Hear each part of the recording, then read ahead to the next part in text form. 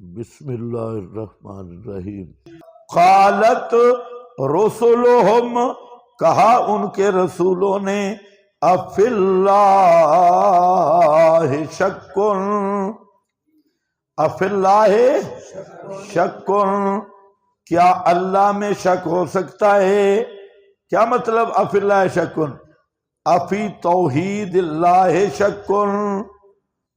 حضرت قتادہ کا معنی لکھا ہے، یہ میں نے ادھر زیادہ زور اس لیے لگایا کہ یہاں راضی جیسا آدمی بھی پھسلا ہے، اور بھی حضرات کئی مفسرین یہاں وہ کہہ رہے ہیں کہ انہیں وجود ثانی کے منکر تھے، حالانکہ یہ بالکل غلط ہے، اور دلیل ہے ما ارسلنا من قبلک من رسول الا نوحی الیہ انہ لا الہ الا انا فاعبدون۔ سارے نبی توحید کے داعی تھے تو نبیوں کے مخاطب مشرک تھے۔ اور دوستو بزرگوں، ورنہ لا الہ الا انا فاعبدون کا کیا معنی ہے؟ ما ارسلنا فی قریۃ من نذیر ان اعبدوا اللہ واجتنبوا الطاغوت۔ تو ہر نبی وجود ثانی کے اس بات کے لیے ہے، توحید کے اس بات کے لیے۔ تو حیرانگی ہے کہ یہاں راضی کو کیا ہوا اور بھی حضرات کو کیا ہوا۔ تو یہ ضمنی بات کوئی بنائے وجود ثانی کی، وہ الگ بات ہے، لیکن یہاں مسئلہ کون سا چل رہا ہے؟ جلدی بولو، آگے چلیں۔ مسئلہ توحید چل رہا ہے۔ افی اللہ شک فی توحید اللہ شک۔ ہاں بھائی، تو دعوت الانبیاء جو ہے وہ اسی پہ ہے، مسئلہ توحید پہ۔ وجہ یہ ہے کہ یہ جو منکرین ثانی ہیں ان کا وجود ہی نہیں رہا، یہ تو ابھی کی پیداوار ہے۔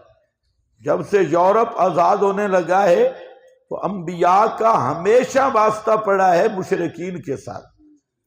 جو منکرین ثانی ہیں، ملحدین جن کو آپ بولتے ہیں، تو یہ تو جب کلیسا اور بادشاہت کی جنگ شروع ہوئی تو درمیان میں یہود و نصارہ نے مذہب سے دور کرنے کی ایک تحریک چلائی، اور وہ دراصل ایک سیاسی رنگ تھا کہ کلیسا اور حکومت ان کا آپس میں سیاسی اختلاف تھا، تو اس سے مذہب کو درمیان میں نکالنے کے لیے تحریک الہاد چلائی گئی ہے۔ اور یہ وہ جو ملحد تھے انگریزی ملحد، تو ایک یہ ہمارے 2 نمبر ملحد پاکستانی، یہ تو ان کے مقلد ہے، انہیں پتہ شتہ کوئی نہیں، وہ ایک تحریک چلی ہے الہاد کی۔ تو ورنہ جو وجود ثانی کا مسئلہ ہے یہ اعلیٰ بدیہات سے ہے۔ یہ ایسے ہے جیسے آدمی جو اپنے وجود کا قائل ہے اسے ثانی کا وجود ماننا ہوگا، جو اپنے وجود کا منکر ہے تو اس کی سزا تنور ہے، گرم تنور جب بھٹا، اس کے ساتھ مناظرہ نہیں ہو سکتا۔ ایک آدمی کہے بھئی تو ہے، وہ نہیں میں ہوں ہی نہیں، اس کو پھر لگاؤ نا بھئی تو ہے جو کسی اور کو لگ رہی ہے۔ ایک گرم سا سلاخ رکھو ساتھ، کہے بھئی تو ہے جی نہیں، تو اس کو پھر کناٹی پہ دم وہ لگاؤ، گرم گرم سلاخ لگو، یہ کس کو لگ رہی ہے؟ تو ہے کوئی اور ہے، یہ کوئی نہیں لگ رہی، تو اس کے ساتھ مناظرہ نہیں ہو سکتا۔ اور جو اپنے وجود کا قائل ہے اسے ثانی کو ماننا ہوگا۔ وجہ یہ ہے کہ جس طرح برف کی ٹھنڈک، آگ کی حرارت، سورج کی روشنی، سورج چڑھا ہو تو اس کی روشنی یقینی ہے، کوئی گدھے کا بچہ بھی سورج سامنے ہو روشنی کا انکار نہیں کر سکتا۔ برف پڑی ہو تو اس کے لیے ٹھنڈک ماننا ضروری ہے، آگ گرم ہو، آگ جل رہی ہو تو اس کے لیے حرارت کا ہونا ضروری ہے، اور یہ پڑھنے کے لیے کسی سائنس کی ضرورت نہیں ہے۔ اسی طرح معلول بغیر علت کے،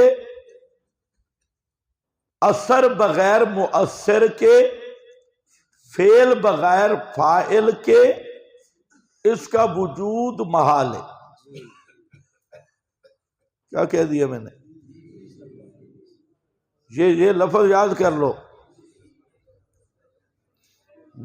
ہاں، معلول پایا گیا، علت نہیں پائی گئی، تو معلول علت کے بغیر ہوگا؟ معلول بغیر علت کے نہیں ہوتا، اثر بغیر مؤثر کے نہیں ہوتا، اور فعل بغیر فاعل کے۔ یہ ایسی چیز ہے کہ بچے کو بھی پتہ ہے، گدھے کو بھی پتہ ہے، بندر کو بھی پتہ ہے، بیزوں کو بھی پتہ ہے۔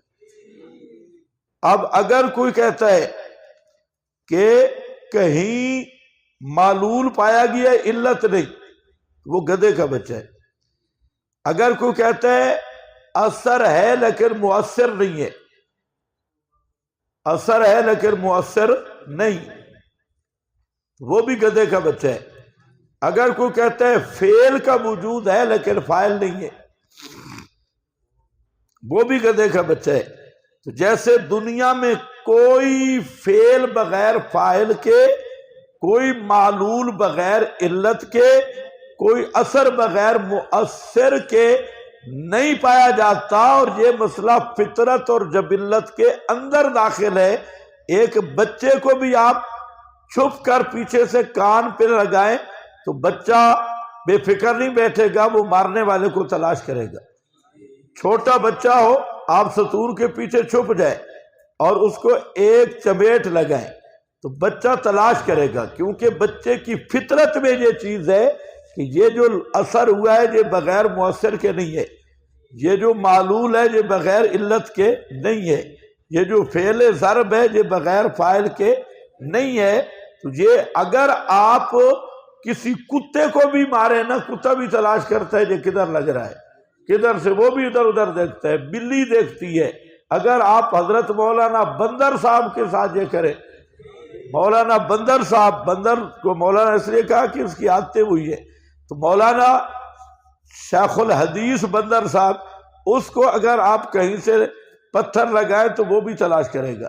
تو معلوم ہوتا ہے کہ یہ فطرت خلق میں وجود ثانے کا تصور موجود ہے، یہ فطرتی۔ اور یہ مسئلہ بدیہات سے، یہ مناظرے بدیہات میں نہیں ہوتے، مناظرے ہوتے ہیں نظری چیزوں میں۔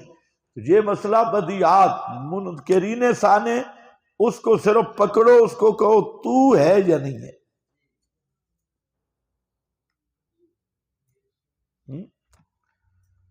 تو ہے یا، اگر کہے میں نہیں ہوں،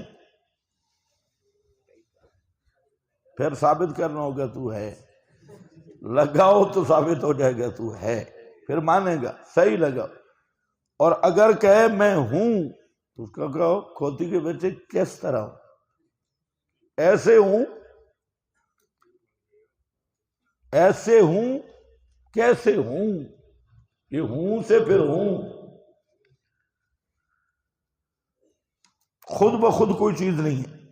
لیکن قرآن نے اس کی بات نہیں کی، اشارات کیے ہیں قرآن نے، زیادہ بحث نہیں، نہ یہ دعوت انبیاء کی بات ہے۔ یہاں راضی نے خواہ مخواہ چیپٹر کھول دیا، تو اس کو کھولنے کی کوئی ضرورت نہیں۔ قرآن جو بیان کر رہا ہے وہ یہ ضمنی باتیں ہیں۔ قالت رسلہم افی اللہ شک، کہا ان کے رسولوں نے افی اللہ شک ندعوکم الی اللہ وحدہ وہو امر لا یحتمل الشک، یہ ایسا امر ہے جس میں کوئی شک نہیں ہے۔ فاطر السماوات والارض، فاطر السماوات، پیدا کرنے والا ہے آسمانوں کا اور زمین کا، آسمانوں کا اور زمین کا۔ اس لیے ایک اور حوالہ بھی نیچے لکھا ہے افی اللہ شک افی الہیتہ وتفردہ بوجوب العبادت لہ شک، کیا تمہیں اس کی الہیت اور اس کے تفرد بوجوب عبادت میں شک ہے؟ وہو الخالق لجمیع الموجودات، وہی تمام موجودات کا خالق ہے، نہیں کوئی مستحق عبادت کا مگر وہی، وحدہ لا شریک لہ، فإن غالب الامم کانت مقرۃ بالثانی، اکثر امتیں وہ ثانے کو مانتی تھی، لیکن وہ عبادت کرتی تھی ساتھ اس کے غیرہ من الوسائط، دوسرے وسائل کی، جن کو گمان کرتے تھے وہ تنفعہم او تقربہم من اللہ زلفیٰ۔ ابن کثیر راضی پہ رد کر رہا ہے، یہ راضی پہ رد ہے کہ یہ توحید کا اس بات ہے، ثانے کا اس بات نہیں ہے۔ فاطر السماوات والارض یدعوکم لیغفر لکم، بلاتا ہے وہ تمہیں توحید کی طرف تاکہ مغفرت کرے تمہاری، اذا امنتم جب تم ایمان لے آؤ اپنے، من ذنوبکم تمہارے گناہوں سے، ویؤخرکم الی اجل مسمی اور مہلت دے تمہیں ایک وقت مقرر تک۔ قالوا گفتگو ان کی، ان انتم الا بشر مثلنا، قالوا کہا انہوں نے، ان انتم الا بشر مثلنا، تین اعتراضات ہیں کفار کے، اور 3 مطالبات اور 3 اعتراضات اور شبہات ہیں۔ پہلا شبہ یہ ہے کہ بشر نبی نہیں ہو سکتا، الا بشر مثلنا، نہیں ہو تم مگر بشر ہماری طرح، ہاں مثلنا ہماری طرح تم بشر ہو، یعنی تمہیں کوئی فضیلت نہیں، لا فضل بیننا و بینکم ولا فضل لکم۔ یہاں 2 پہلو ذہن میں رکھو، جہاں 2 فرقوں کو غلطی لگی، ایک غالیوں کو، روافض رضا خانیوں کو، انہوں نے بشریت کا انکار کیا، دوسری نیچریوں اور منکرین حدیث کو، انہوں نے نبی کو محض اپنے جیسا بشر مانا اور منصب اور شان نبوت کا انکار کیا۔ اہل سنت بین الافراط والتفریط، صراط مستقیم یہ ہے کہ انبیاء بشر ہیں، اس میں کوئی شک نہیں، لیکن تمام خلق سے افضل ہیں، اور ان کے خصائص اور بعض مراتب اور شانیں ان پر ایمان لانا ضروری ہے۔ تو تصویر کا ایک رخ نہیں، کفار نے کہا کہ تم بشر ہو، یعنی تم کوئی فضیلت والی بات نہیں ہے، جیسے ہم کھاتے پیتے ہیں اپنے اوپر قیاس کیا۔ نبی بشر ہوتا ہے، لیکن نبی سیرت میں اور نبی کمال اوصاف میں فرشتوں سے افضل ہے، افضل البشر ہوتا ہے۔ تو دونوں جب بیان بھی کرو تو دونوں پہلو مد نظر رکھو۔ ہمارے بھی کچھ خوش خطیبوں کو میں دیکھ رہا ہوں کہ وہ ایسے بیان کرتے ہیں کہ بالکل بے ادبی پہ مبنی بیان ہوتا ہے۔ توحید بیان کرو، توہین نہ کرو۔ توحید ادب سکھاتی ہے، توہین نہیں سکھاتی۔ ہاں یہ جو ہمارے خطیب بیان کرتے ہیں یہ کچھ ان کا بے ادبی والا پہلو ہوتا ہے۔ نبی کریم علیہ السلام کا جب نام آتا ہے تو ادب کرنا چاہیے، اور وہاں لہجے میں بھی ادب ہونا چاہیے، کلمات بھی تعظیم کے انتخاب کرنے چاہیے، اور پتہ بھی چلے اگر اندر ادب ہو تو پھر زبان پہ نام آئے تب بھی ادب ہوتا ہے۔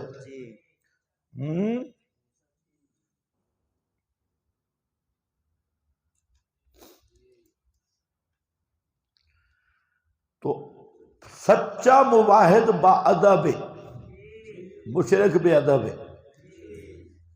تو انبیاء کی بشریت برحق ہے، لیکن وہ عام بشریت نہیں، وہ نبوت والی بشریت ہے، رسالت والی بشریت ہے، بشریت سے افضل۔ ابھی یہ پہلو جہاں آئے گا تو پرویزی، نیچری، عثمانی، یہ وہ گمراہ فرقے ہیں کہ انبیاء کو بشر مان کے کمالات اور خصائص نبوت کے منکر ہیں۔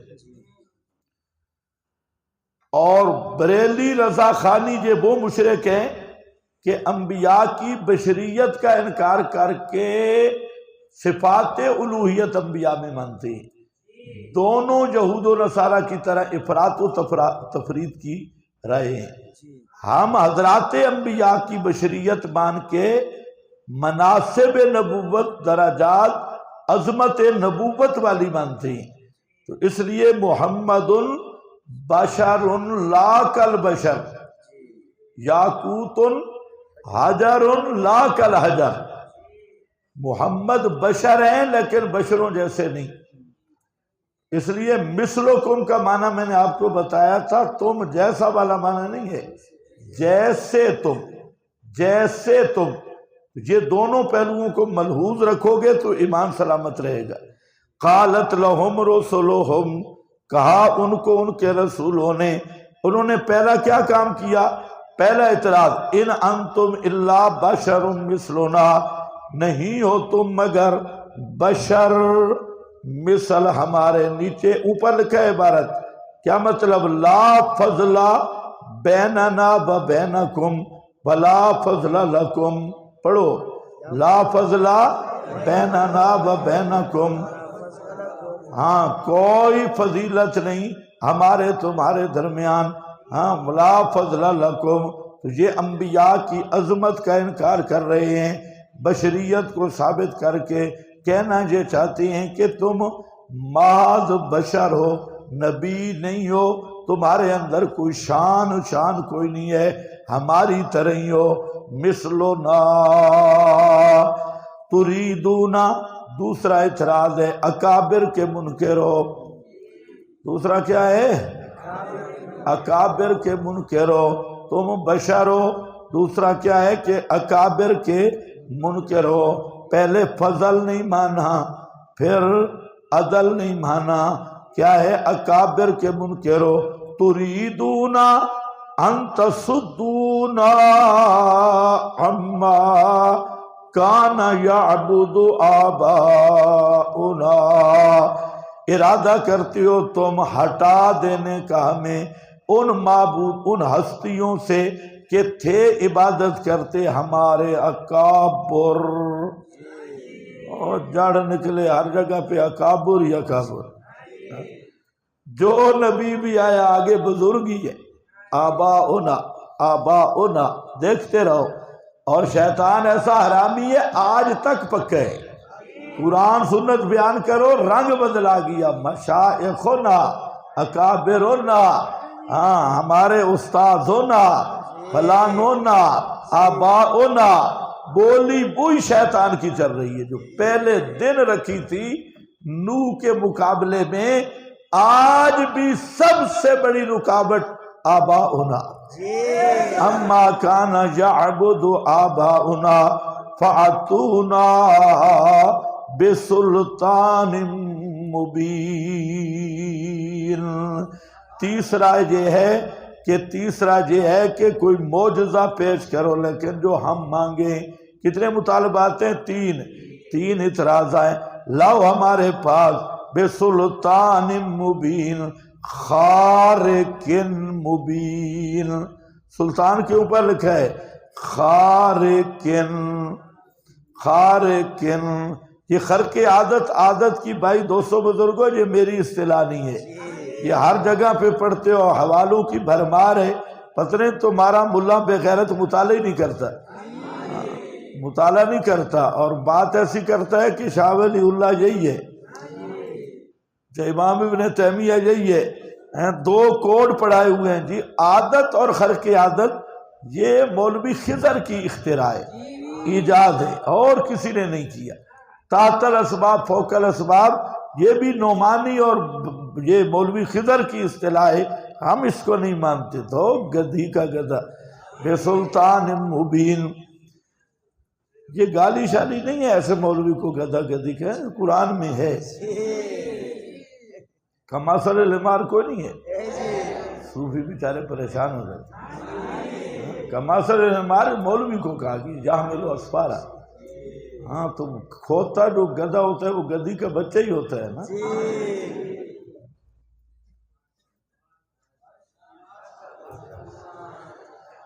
ہاں بھی ہو گیا، الا بشر مثلکم